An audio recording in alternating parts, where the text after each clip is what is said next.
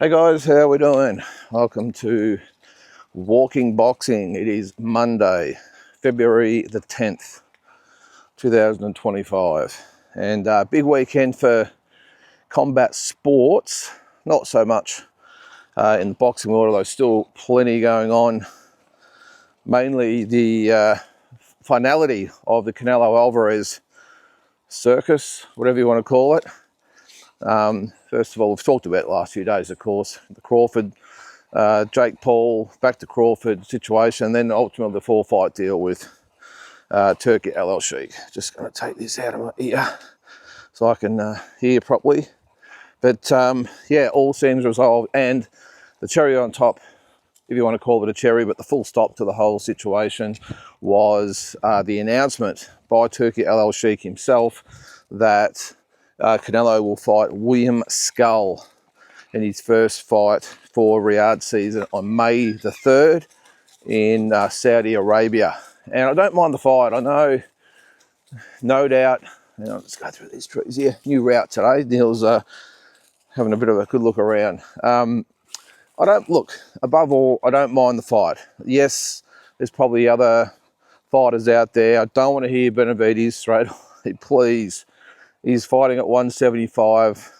He's just fought. I think he's moved on. So please don't let me hear about, well, he should fight Benavidez next and he's ducking him. Okay, all right. Okay, I think that ship sailed. I think we can all agree that Canelo didn't want the fight and he's moved on.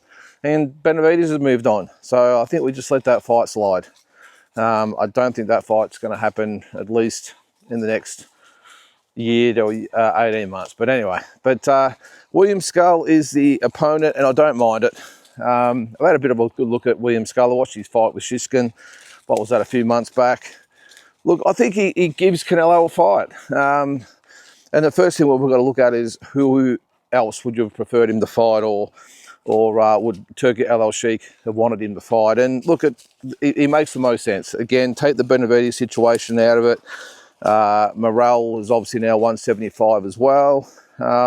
Not really anyone else for him to fight. And why not get that IBF belt back and make the Crawford fight for all the belts in September? This way, ma'am. This way. This way. But yeah, look, I think he actually gives Canelo a fight. I really do. For a few rounds. For a few rounds, I'll just put an asterisk beside that. But look, he's typical Cuban fighter. He's fast. He's slick.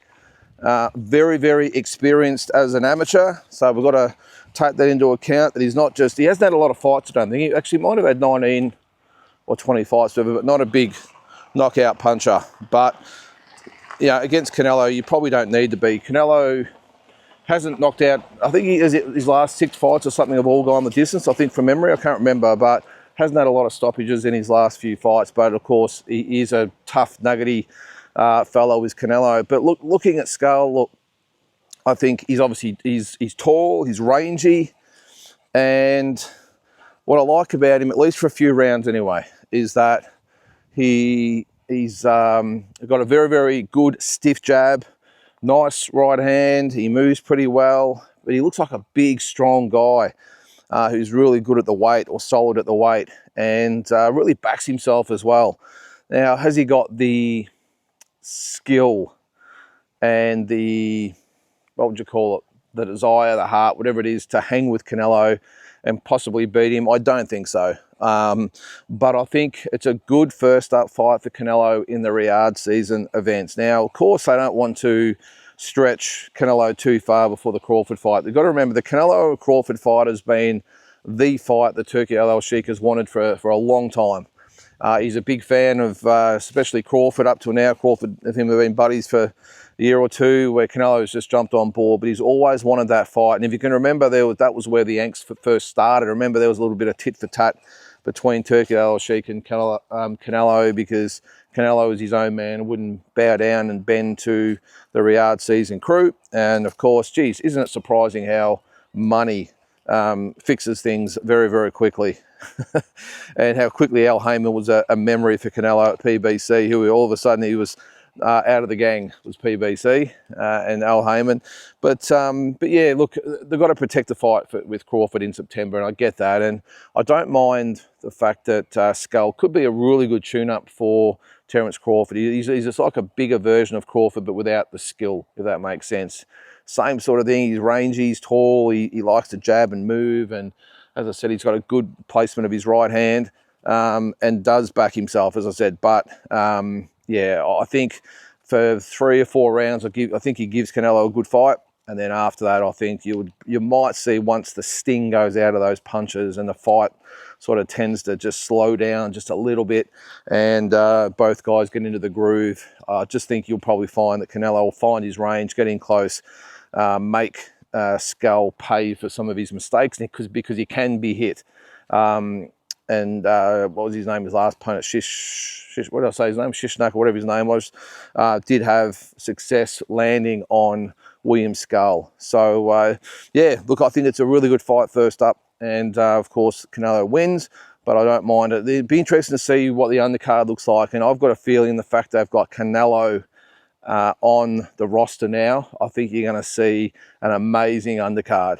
Call it a gut feel. I don't know anything about it. I've heard no leaks. I've heard nothing. But I think Turki Al-Sheikh will want to make a big deal of Canelo Alvarez being in his gang now and on his roster. And I think you'll see, yeah, an amazing undercard. Hopefully, it will rival the card that is happening, what is it today? In 2 weeks' time.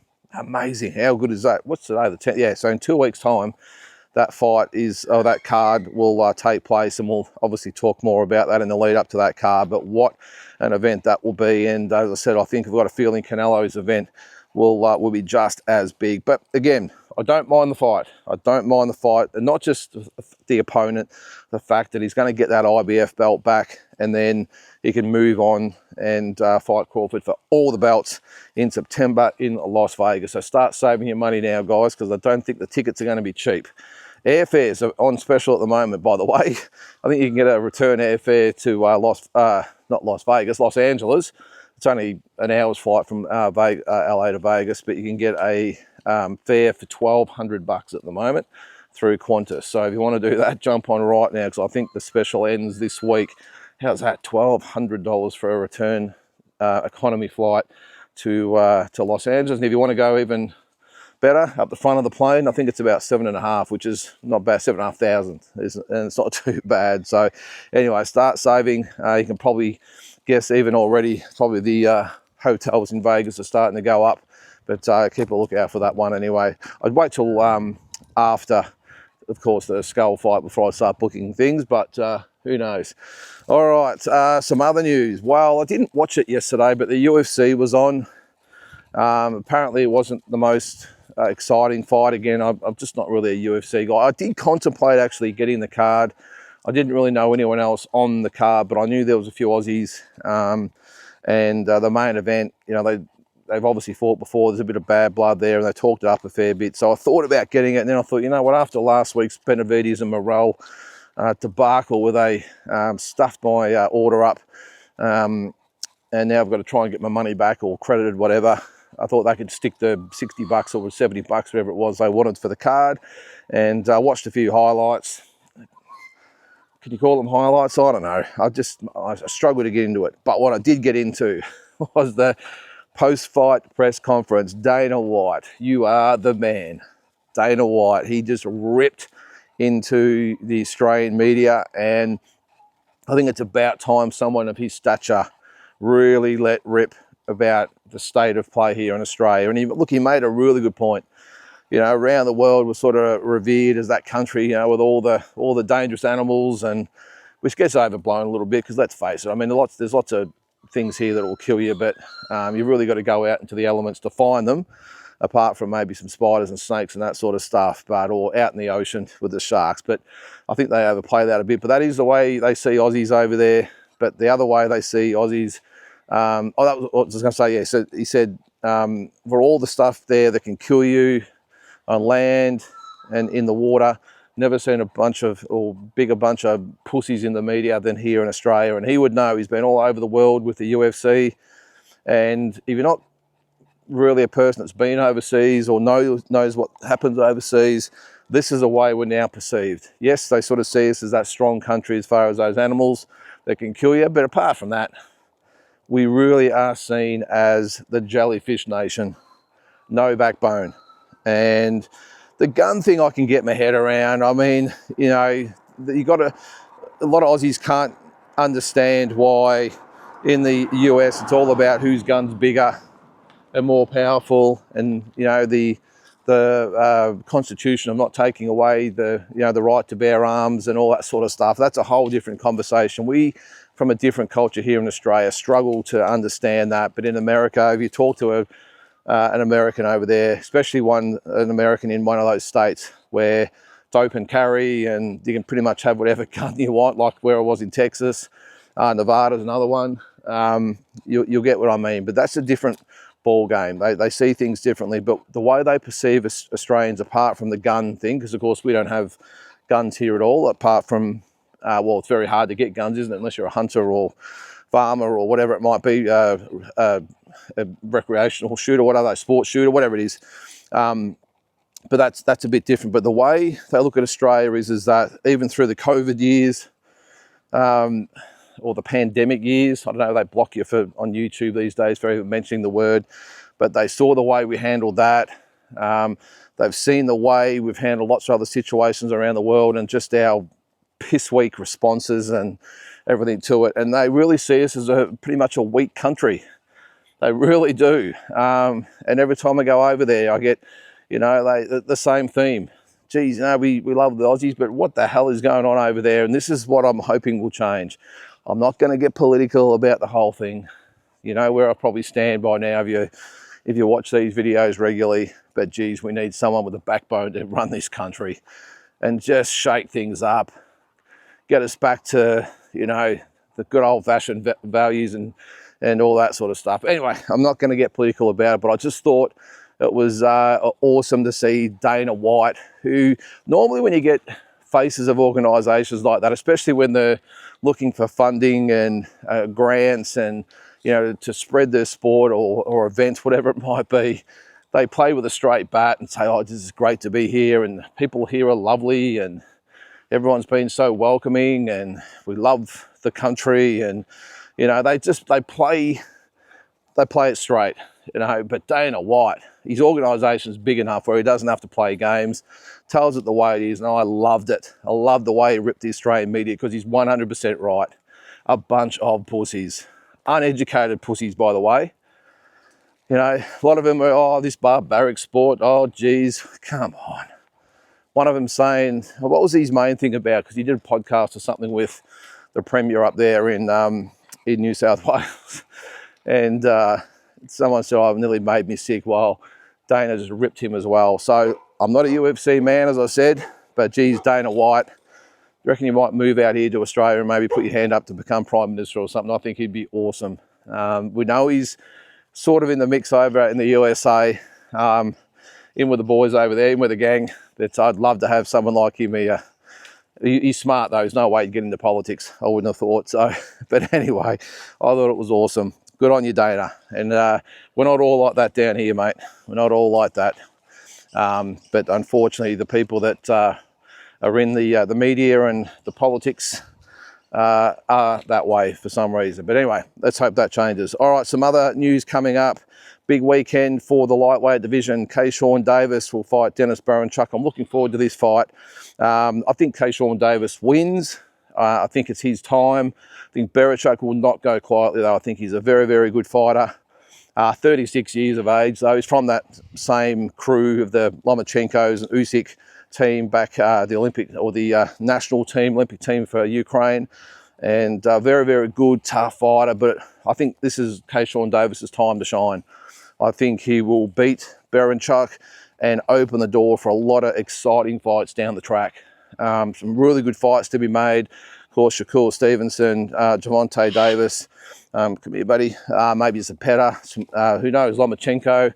I'm not sure, but some really good fights to be made there for Shawn Davis. Andy Cruz is the fight they're all talking about because, of course, of the amateur rivalry. Of course, Davis won the silver medal, and Cruz won the gold. So, and both of these guys actually are Olympic silver medalists, by the way. So, going to be a really, really good fight for the WBO lightweight title. And as I said, I think Keyshawn Davis wins the fight and really launches the lightweight division into a new era. Not to say he's going to be the man, but hopefully it will open doors to some really good fights with some of those other fighters. As I said, more specifically Davis and Shakur Stevenson. Come here, man. We'll have to go around this way. Come in, man. All right. Excuse me here while I let him in. He's got to go through this gate here. There you go. Go in there, buddy. Good boy. Hang on. Little shit. All right. So I'm not sure if that's on TV here in Australia. Actually, I'll have to check that out. But I'm looking forward just to, no matter how we see it, we'll see it one way or another, even if it's after the fight. So that's a good one. Also on the weekend, worthy of a bit of a mention. I'll just take this off. All right, you buddy. There you go. Derek Chisora had a win over Otto Whalen. Now, you would have thought that Derek Chisora knocked over Usyk the way he carried on after the fight. Good on him. He has been a warrior, a very limited fighter, but always turns up, always entertaining, always puts on a good fight. He's never really won those really big fights, but he's always been one of those guys, and you've got to have them in the heavyweight division or any division. Guys are just, they fight anyone, any of the top guys. When they refuse to fight each other, he'll step in and fight them. So, yeah, I don't mind it. I don't mind the fact that he's been around for so long and really enjoyed the moment yesterday.